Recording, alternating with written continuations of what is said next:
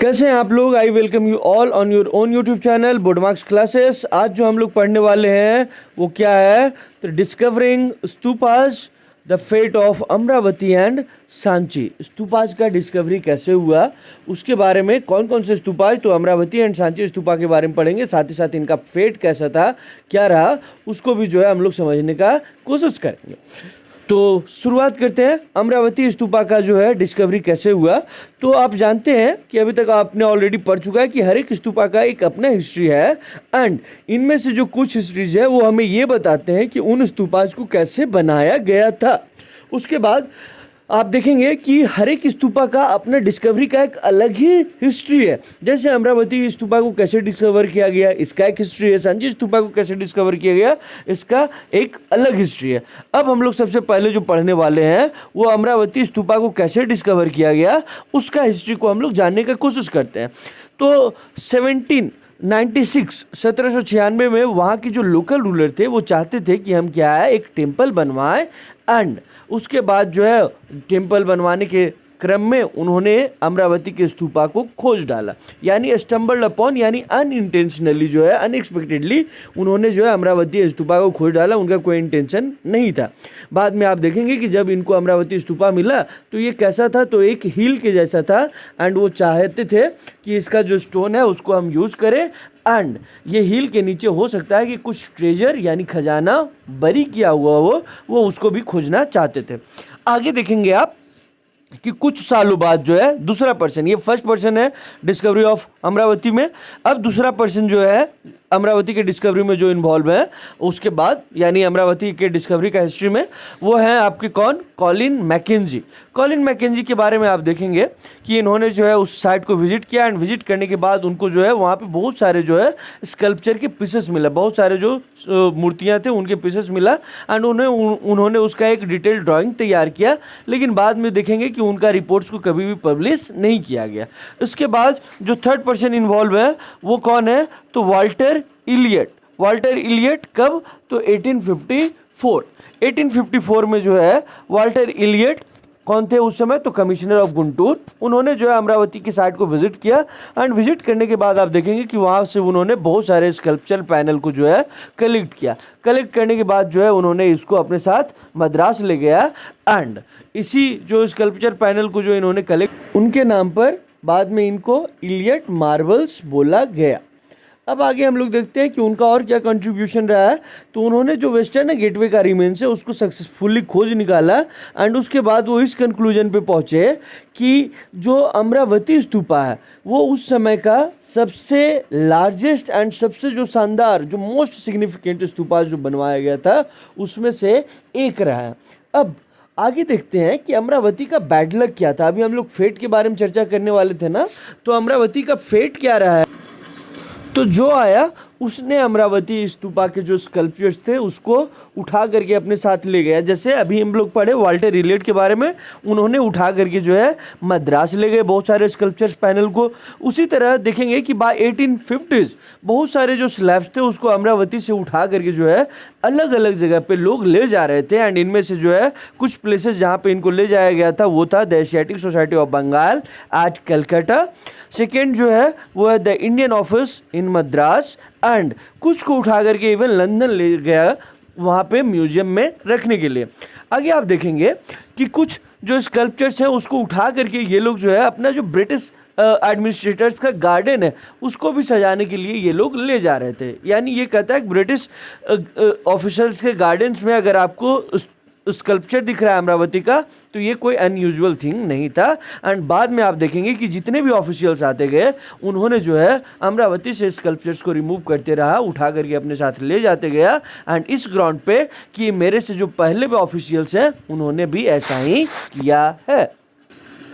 आगे हम लोग समझते हैं प्रिजर्वेशन ऑफ स्तूपास, जहाँ पे एक तरफ देखिए कि बहुत से लोग जो है उठा करके जो है अमरावती के स्कल्पचर्स को अपने साथ ले जा रहे थे, वहीं पे कुछ ऐसे लोग थे जो चाहते थे कि इन स्तूपास को जहाँ पे ये डिस्कवर हुआ है उनको वहीं पे प्रिजर्व किया जाए एंड इनमें जो सबसे पहले व्यक्ति हैं जिनका हमें नाम याद रखना चाहिए वो है एच.एच. कोल, उनका जो पॉइंट ऑफ व्यू था वो अलग था। वो क्या लिखते हैं कि it seems to me suicidal and indefensible policy to allow the country to be looted of original works of ancient art. यानी उनका ये कहना है कि जो हमारा एंशिएंट आर्ट का जो भी स्कल्पचर्स है उसको लूट करके, यानी जहाँ पे वो बना है वहाँ नहीं रहने देना, वहाँ से उठा करके जो है दूसरे जगह ले जाना, ये क्या है? सुसाइडल एंड इनडिफेंसिबल, आत्मघाती और असमर्थनीय जो है, ऐसा लगता है।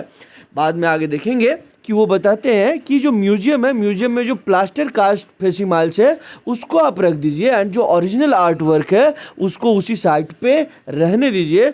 आगे आप देखेंगे कि उन्होंने जो है HL कोल जो है वो जो अथॉरिटीज़ थे उनको अमरावती में ऐसा करने के लिए कन्विंस नहीं कर पाए, लेकिन वो जो अपना कोशिश कर रहे थे इन सिटू कंजर्वेशन का, प्रिजर्वेशन का, वो बाद में जो है सांची में अडॉप्ट किया गया एंड सांची का स्तूपा जो आप देखेंगे कि अच्छे कंडीशन में बच जाता है। क्यों बचता है तो आपने पहले भी रीजंस पढ़ चुका है। अब यहाँ पे देखते हैं, यहाँ पे भी थोड़ा सा रीजन समझने का कोशिश करते हैं कि why did Sanchi stupa survive while Amravati did not. तो अमरावती क्यों नहीं सर्वाइव किया? तो देख लिया ना कि जो आ रहा है उठा करके ले जा रहा था स्कल्पचर्स, ये सबको सांची स्तूपा सर्वाइव किया। तो पहला रीज़न ये था कि अमरावती जो है बहुत पहले डिस्कवर हो चुका था एंड जिस समय अमरावती डिस्कवर हुआ था उस समय जो हिस्टोरियंस है या जो आर्कियोलॉजिस्ट है वो इस चीज़ का वैल्यू नहीं समझ पाए थे कि कितना इम्पॉर्टेंट या कितना क्रिटिकल है कि जो चीज़ जहाँ से मिल रहा है उसको वहीं पर रहने देना। इस बात का वैल्यू, इस बात का इम्पोर्टेंस जो है वो लोग समझ नहीं पाए थे। ठीक है, ऐसा इसलिए हुआ कि अमरावती जो है बहुत पहले डिस्कवर हो चुका था। बाद में देखते हैं कि सांची का डिस्कवरी कब हुआ, तो 1818 में। इस समय आप देखेंगे कि सांची का जो स्तूपा का जो 3 मेन गेटवेज है वो उसी तरह जो है अपनी जगह पे खड़ा था। फोर्थ जो गिरा भी हुआ था वो अपनी जगह पे जहाँ पे वो खड़ा था उसी के सामने जो है गिरा हुआ था एंड जो यहाँ का माउंड था वो अच्छे कंडीशन में था। इसके अलावा और भी बहुत सारे फैक्टर्स थे जो सांची के स्तूपा को जो है सर्वाइव करवा रहे हैं। सांची आज तक बचा हुआ है। ठीक है, एंड ये ASI का सक्सेसफुल प्रिजर्वेशन को भी बताता है।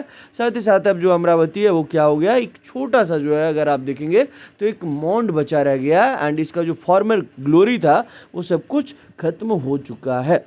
अब नेक्स्ट लोग पढ़ते हैं स्कल्पचर के बारे में। स्कल्पचर अभी तक हम लोग पढ़ चुके हैं ना कि अमरावती से जो स्कल्पचर मिल रहा था उठा उठा करके जो अलग अलग प्लेसेस पे इसको ले जाया जा रहा था। उसी तरह देखेंगे कि बहुत सारे स्कल्पचर्स को यूरोप तक लोग ले जा रहे थे एंड ऐसा क्यों कर रहे थे, तो इसके पीछे का शायद ये रीज़न था कि उन्होंने जो कुछ देखा उसको उन्होंने कंसिडर किया कि ये ब्यूटीफुल एंड वैल्यूएबल है एंड इसीलिए वो इन सबको अपने साथ रखना चाहते थे। अब इसी तरह के इन जो पिक्चर्स हैं, इन जो स्कल्पचर्स थे उनको थोड़ा और क्लोजली समझने का कोशिश करते हैं एंड सबसे पहला पिक्चर हम देखेंगे stories in the stone. Stories in the stone में कहता है कि वंडरिंग स्टोरी टेलर्स को आपने देखा होगा जो अपने साथ स्क्रॉल या चारण चित्र को जो है कैरी करते हैं, जो पेपर या क्लोथ का बना होता है एंड उसके ऊपर जो है पिक्चर बना हुआ होता है। जब वो स्टोरी कह रहे होते हैं तो उन पिक्चर को पॉइंट आउट करते हैं। तो उसी तरह से कहता है कि जो स्कल्पचर्स जो स्तूपाज में यूज हुए ये भी कुछ ना कुछ स्टोरी आपको बताते हैं।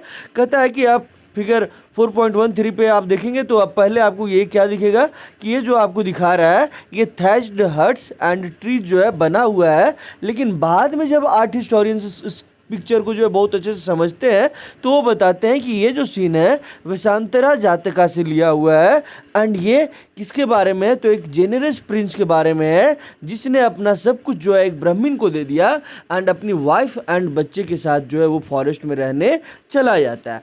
तो यहाँ पे इस पिक्चर से हमें क्या क्लियर हो रहा है कि जो हिस्टोरियंस है वो पिक्चर को फेस वैल्यू से नहीं समझते हैं, बल्कि जब वो इस पिक्चर का मीनिंग को समझते हैं तो इसको जो टेक्सचुअल ट्रेडिशंस है या जो टेक्सचुअल एविडेंस है उसके साथ कंपेयर करते हैं। सिंबल्स ऑफ वर्शिप, अब आगे समझते हैं सिंबल्स ऑफ वर्शिप। तो आर्ट हिस्टोरियंस जो है आपको समझना होगा कि आर्ट हिस्टोरियंस जो है जो बुद्धा इसके से रिलेटेड स्कल्पचर या जो बुद्धिस्ट स्कल्पचर्स है उसको समझने के लिए पहले उनको जो है जो बुद्धिस्ट हेजियोग्राफीज है, जो बुद्धा का हेजियोग्राफीज है, उसको इनको समझना पड़ता है, तब ये समझ पाते हैं कि कोई बुद्धिस्ट स्कल्पचर्स का मीनिंग क्या है।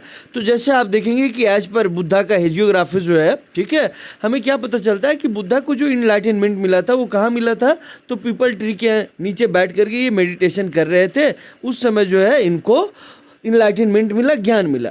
आगे देखेंगे कि पहले जो बहुत सारे जो स्कल्पचर्स रहे उन्होंने, या जो मूर्ति बनाने वाले लोग थे, उन्होंने बुद्धा का प्रेजेंस को कभी भी जो है ह्यूमन फॉर्म में नहीं दिखाया, बल्कि उनके प्रेजेंस को जो है एक सिंबल्स के थ्रू दिखाने का कोशिश किया। एंड उन्हीं सिंबल्स को हम समझते हैं कि जैसे ये फिगर 4.14 है, इस फिगर में जो एम्प्टी सीट दिखाया हुआ है ये क्या बता रहा है कि बुद्धा जो है क्या कर रहे हैं, मेडिटेशन कर रहे हैं। उसी तरह जो अगला पिक्चर है वो क्या रिप्रेजेंट कर रहा है, तो ये जो स्तूपा बना हुआ है, ये स्तूपा क्या बता रहा है, फिगर 4.15, कि बुद्धा को क्या हो गया, महापरिनिर्वाण प्राप्त हो गया है, यानी मोक्ष प्राप्त हो गया है। डेथ के बाद ही बुद्धा का स्तूपा बना था, तो ये उस चीज़ को इंडिकेट कर रहा है। उसी तरह यहाँ पे जो है व्हील दिख रहा है, ये सिंबल ऑफ व्हील्स क्या रिप्रेजेंट कर रहा है, बुद्धा के फर्स्ट चेयरमैन जो उन्होंने सारनाथ में दिया था। अब आगे हमें ये समझना होगा कि इस तरह के स्कल्पचर को हम लिटरली नहीं समझ सकते। जैसे अगर इसमें एक ट्री बना हुआ है, तो ट्री जो है वो सिर्फ ट्री को रिप्रेजेंट नहीं कर रहा है, बल्कि वो बुद्धा के लाइफ से जुड़ा हुआ किसी इवेंट को जो है सिंबलाइज कर रहा है, बता रहा है। एंड इसीलिए कहता है कि जब हिस्टोरियंस को इन पिक्चर्स को समझना होता है तो पहले उन्हें ये जानने का ज़रूरत है कि जिन्होंने इसको बनाया उनका जो है क्या ट्रेडिशंस रहा, वो क्या सोच करके इन सबको बनाए थे। नेक्स्ट है आपका पॉपुलर ट्रेडिशंस। पॉपुलर ट्रेडिशंस से हमें ये पता चलता है कि बहुत सारे स्कल्पचर जो सांची में थे वो ऐसे थे जो बुद्धिस्ट आइडिया से डायरेक्टली इंस्पायर्ड नहीं थे, यानी जो अदर ट्रेडिशंस है उनसे इंस्पायर्ड थे। जैसे एक पहला पिक्चर ये बताता है कि एक ब्यूटीफुल वुमेन जो है, ठीक है, वो गेटवे का जो एज है उससे जो है स्विंग कर रही है एंड ये ट्री को जो है पकड़े हुए है। इसको लेकर के जो है हिस्टोरियंस है वो बुद्धिस्ट टेक्स्ट को जो है पढ़े, उसके बाद जो है उन्होंने देखा कि भाई इसका जो है रिनेंसिएशन के साथ जो है या पिनेंस के साथ कोई लेना देना तो है ही नहीं, ये त्याग एंड तपस्या से इसका कोई दूर दूर तक का रिश्ता नहीं है, तो आखिर ये पिक्चर यहाँ पे जो है सांची स्तूपा में कर क्या रहा है।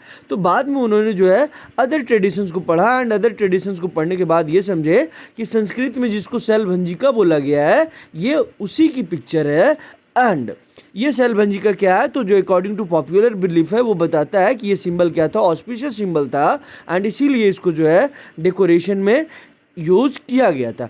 अब ये किस तरह का ऑस्पिशियस सिंबल है, तो आगे बताता है कि ये इस तरह का ऑस्पिशियस सिंबल है जिसके मात्र टच से जो है जो प्लांट है, जो ट्रीज है, उसमें फ्लावर एंड फ्रूट जो है वो बियर करना स्टार्ट कर देता है।